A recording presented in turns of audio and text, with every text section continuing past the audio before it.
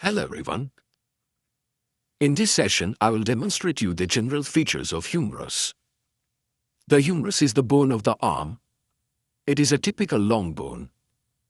It has an upper end, lower end, and a shaft. The upper end is identified by a rounded head. This is the head. Whereas a lower end is expanded from side to side and flattened from before backwards. In the upper end, there is a head. The head is directed upward, backward and medially in an anatomical position. There is a projection from the anterior aspect of the upper end, which is known as the lesser tubercle. There is a projection on the lateral aspect of the upper end. This is the greater tubercle.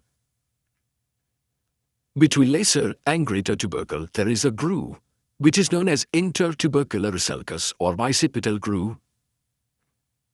This bicipital groove is bounded by two lips, medial lip and lateral lip. The medial lip of bicipital groove is a downward prolongation of lesser tubercle, and the lateral lip of bicipital groove is the downward prolongation of the anterior aspect of greater tubercle.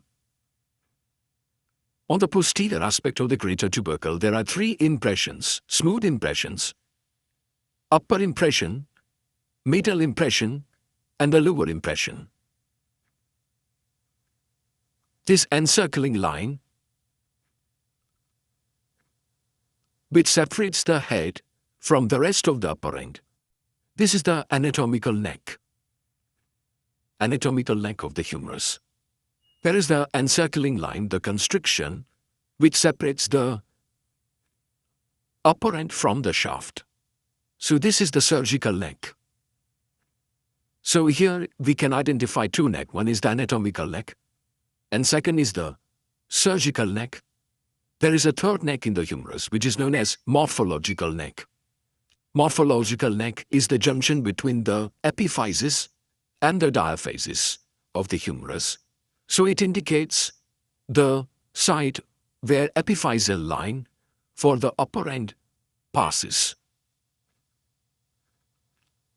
Now coming to the lower end is known as condyle, which is expanded from side to side.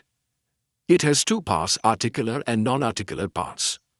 The articular parts are trochlea and capitulum. Now this pulley-shaped surface, which is on the medial side, it is known as the trochlea. And lateral to it is rounded projection, laterally. This is known as the capitulum. The trochlea articulates with the trochlear notch of the ulna, whereas the capitulum articulate with the head of radius. In the non-articular parts, we can see, one, there are two fossa on the anterior aspect of the lower end. Above trochlea, this fossa is known as the coronoid fossa, which is medially, and above the capitulum, another fossa, laterally, is the radial fossa. So anterior aspect of the lower end, we can see two fossa. Above trochlea is the coronoid fossa, and above capitulum is the radial fossa. Whereas posteriorly, there is one large fossa above the posterior aspect of trochlea. This fossa is known as the olecranon fossa.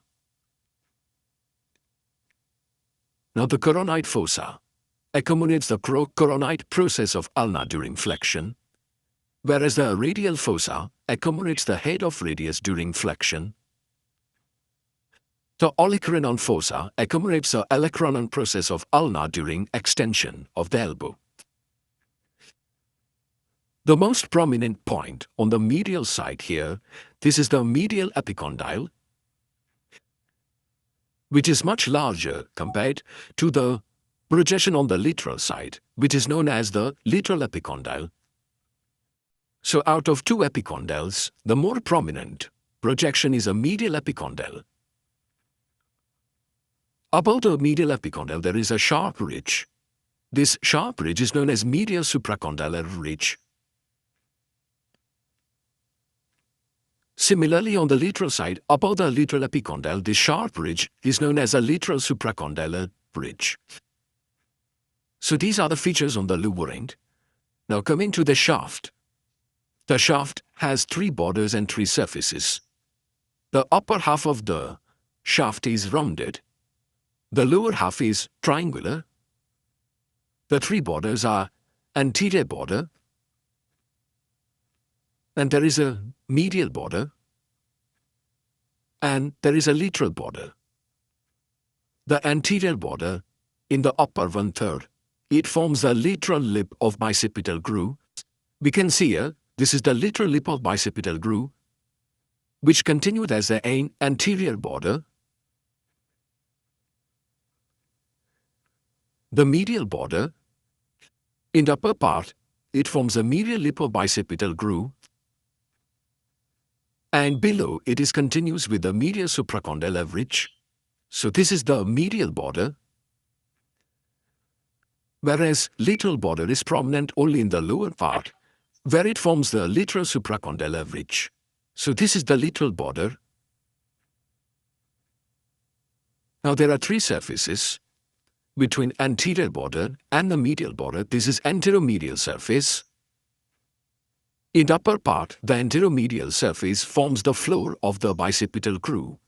So this is the anteromedial surface, whereas the surface between anterior border and the lateral border, this is the anterolateral surface. Just above the middle, the anterolateral surface presents a V-shaped rough tuberosity. This rough tuberosity is known as delta tuberosity. Just behind delta tuberosity, there is a groove which is running downward and forward. This groove is known as a radial groove.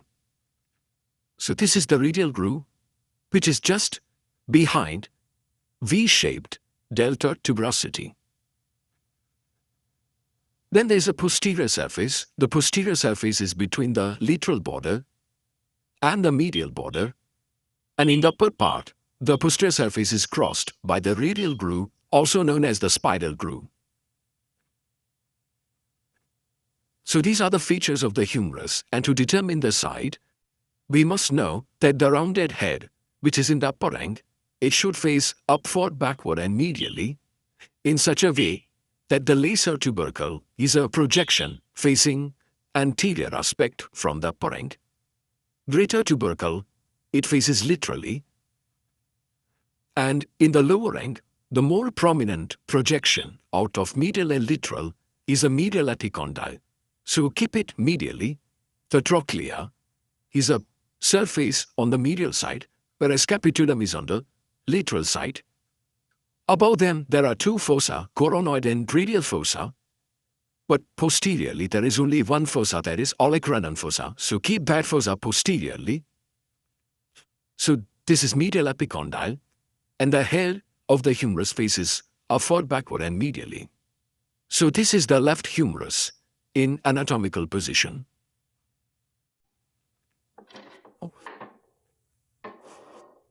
This humerus is the right humerus. As we can see here, the head of the humerus should face medially, backward, and upward. The lesser tubercle is facing anteriorly from the upper end.